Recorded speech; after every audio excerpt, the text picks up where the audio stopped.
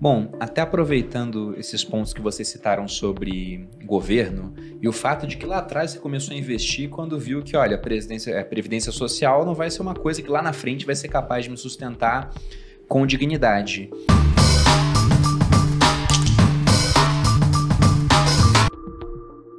Vocês, nesse método da AGF, vocês focam em dividendos. E há várias empresas públicas, né, as de economia mista, listadas em bolsas, que pagam um bom dividendo. Como é que vocês fazem para fazer esse balanço? Porque, como você mesmo disse, boa parte dos gestores do Estado não são caras competentes igual o pessoal da iniciativa privada. São regidos por outros estímulos. A empresa, às vezes, não está interessada em gerar lucro, ela quer fazer outras coisas. Quando que vocês decidem que uma empresa pública é boa o suficiente para estar na carteira? E quando que vocês falam, poxa, isso aqui, tipo Petrobras, pagou um camão de dividendos, mas não estava na carteira de vocês. Quando que vocês olham e falam, isso aqui, por mais que pague bem, eu não vou colocar?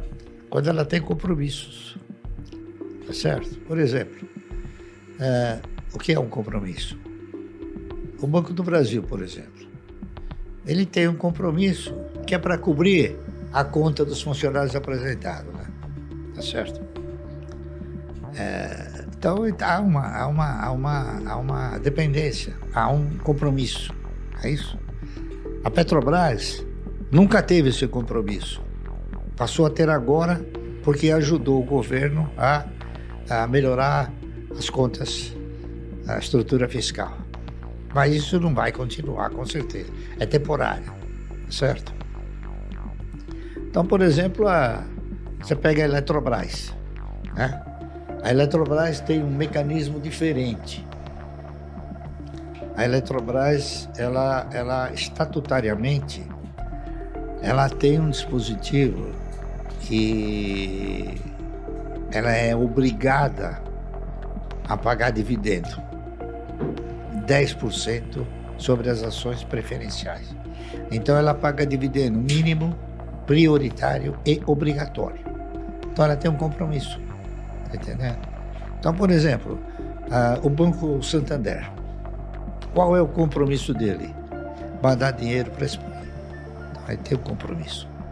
Então, você precisa avaliar se a empresa tem algum compromisso.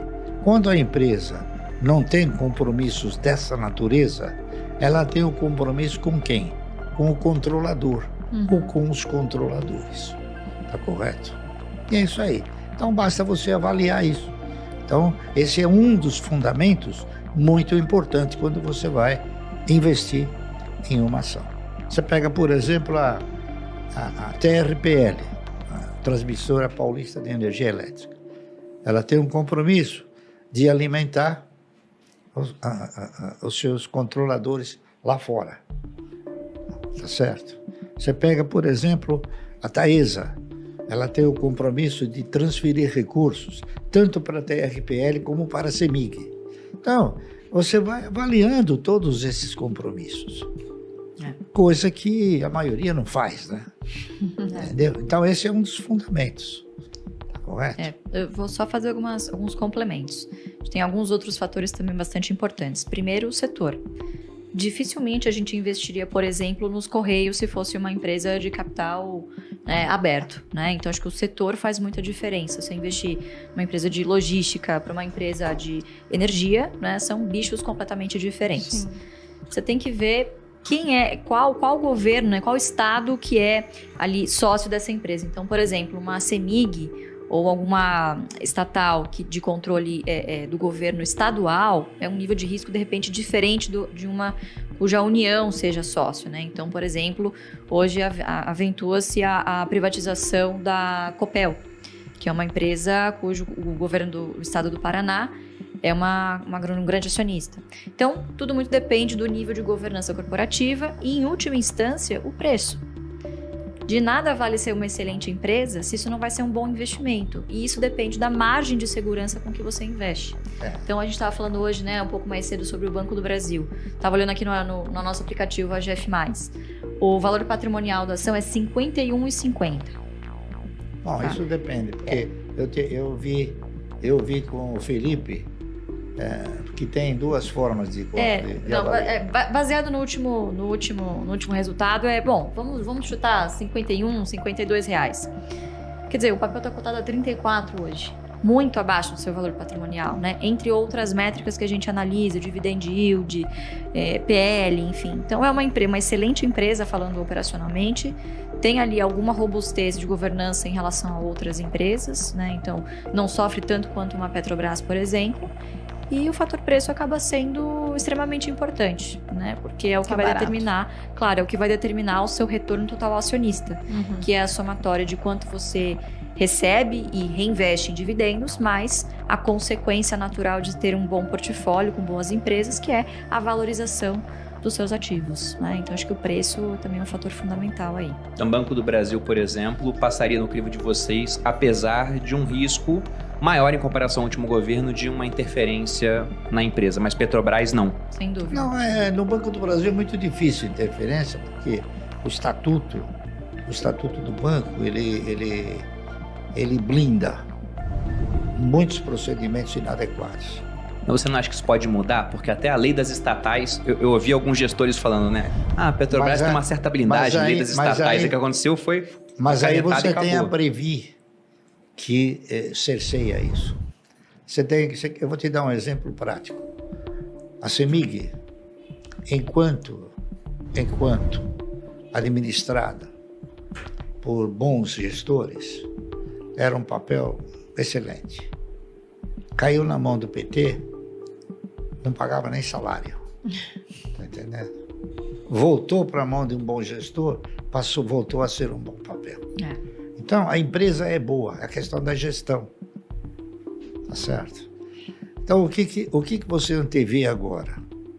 Você veja bem, havia um período de carência de 36 meses para o cidadão que é político, não é isso? Ou que esteve envolvido na política de alguma maneira. Ele tinha que ficar 36 meses a vacância dele para ele ocupar um cargo público. O primeiro movimento que esse governo fez foi o seguinte: não precisa mais 36 meses, basta um mês. Então ele abriu a porteira para os políticos ocuparem cargos públicos. O que você te leva a interpretar o quê? Político é sinônimo de incompetência. Então, começa a deixar de lado aquilo que possa ser alvo dessa interferência.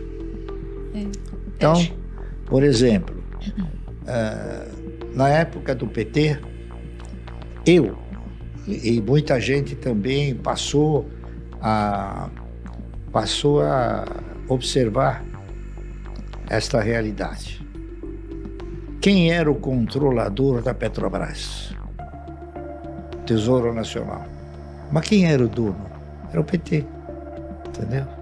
Então existe uma diferença entre controlador e dono efetivo. Né? Por quê? Porque o PT fazia o que queria com a Petrobras. Muito embora ele não fosse o controlador, mas ele era o dono efetivo.